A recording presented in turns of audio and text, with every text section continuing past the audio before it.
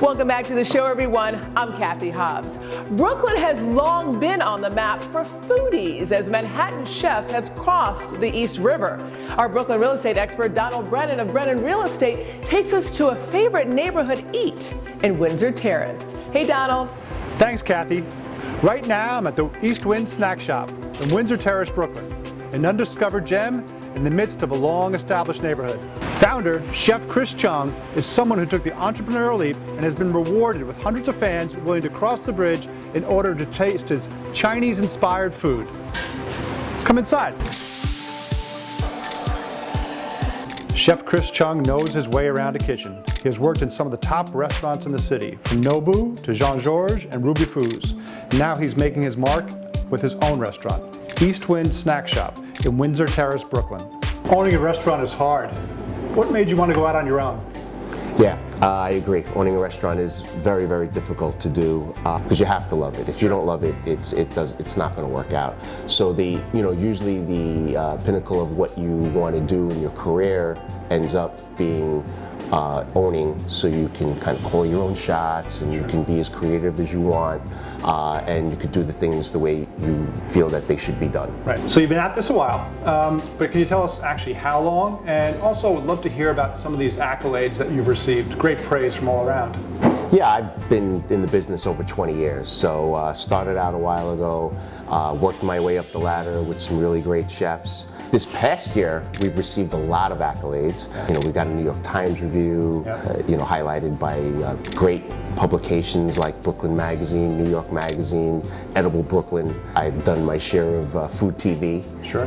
So I've done some things for the Food Network, done some stuff with Anthony Bourdain, hung out with Martha Stewart on her show. The Museum of Chinese in America gave me an award for an outstanding service in my profession, and that meant a lot to me as well. So, yeah. Excellent. These days, Chef Cheung gets to experiment with the menu like he couldn't when he worked for others. The result? What has been called some of the best Asian food in the city. Chris, how'd you come up with the name East Wind Snack Shop? Okay, so funny story. I actually had a different name. My partner at the time was very superstitious, and so am I. So we had a name picked out, but she wasn't too happy with it, so she went to the Chinese fortune teller, and the Chinese fortune teller gave her this name. And so who am I to argue? Sure, of course not. Yeah. Go with it. Yeah. Well, it sounds great. It's a great name. Can you tell us a little bit about your influences on your cooking style and menu choices and so forth? Yeah, so we're Chinese, but that means a lot. And my influences come from a few different sources. So I'm Toisan, and I grew up in Chinatown. So I was around that style of food for many years growing up as a kid. But I learned dim sum from a Hong Kong dim sum master as I was coming up as a chef. And then also my wife, she's Shanghainese, and I went back to Shanghai with her a few years ago and cooked in the villages in Shanghai. So all those things kind of coming together have totally influenced my food. When we first started here, it was like a 20-item menu. We were going to have some fun with the food, do some nice things, and then we had lines out the door, and we couldn't keep up with the demand. So I had pretty much shorten the menu a little bit, and it turned into a focus on doing just a few things really, really well, all handmade, all from scratch every day. And dumplings became a big part of that. Dumplings was something that the neighborhood wanted, and we focused on dumplings. So I kind of call it chasing the perfect dumpling, and I've gotten pretty far with it. So about your experience as a cook, pretty impressive track record. Can you tell us about where you had worked before you set up your shop here? Yeah, so I've had some really fun times cooking with and for some really great chefs. I opened Nobu back in the day, so I got to work with Nobu himself and Muramoto, so the Orange Chef, who's kind of done so much since then.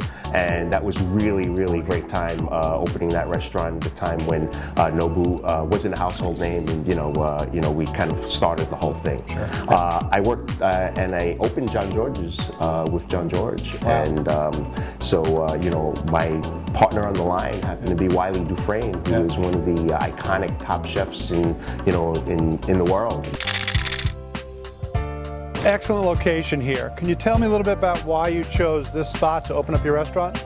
Well, yeah, I live only a few blocks down, so the commute is great for me, but there's no better place for me to be than here. It's a really great neighborhood, love the people.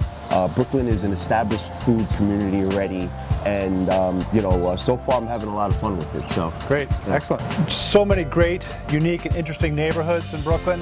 Yeah. What's special about Windsor Terrace? What makes this neighborhood great is really the people. It's such a warm, comforting, homey type neighborhood. It's a small neighborhood as well. And how does that play into your decision about location? Well, I mean, every neighborhood's got their charms, and you even have these guys hanging out. Terrace got a lot going for it. It's, the real estate prices are, increasing, every year. Yeah. You get, these beautiful brownstones and these beautiful buildings. Like I said, the people are great, and the location is really cool. I mean, it's very accessible from the highways. Yeah. We have the F train station right here, so easy to get to, and everybody enjoys that park. So lots of things to come and hang out and do in Windsor Terrace. So a little overcast, rainy today, not a great park day, but what a fabulous neighborhood amenity. Can you tell us a little bit about Prospect Park here? For us on this side of Brooklyn, Prospect Park is the center of the universe. So where does all this go? What do you see for your future? There's no limits actually. Our plan for worldwide domination, is in the works. But it's really just staying true and keep making great food, and the rest will come.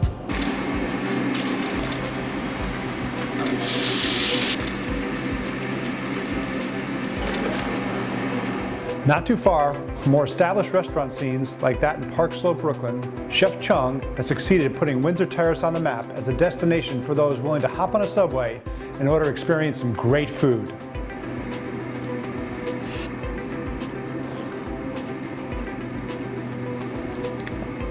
I'm Donald Brennan of Brennan Real Estate. Back to you, Kathy. Thanks, Donald. A trip to Windsor Terrace seems like a delicious way to spend a visit to Brooklyn. When we come back, we take on a massive staging job, reimagining a Tribeca loft just in time for spring selling season when we come back.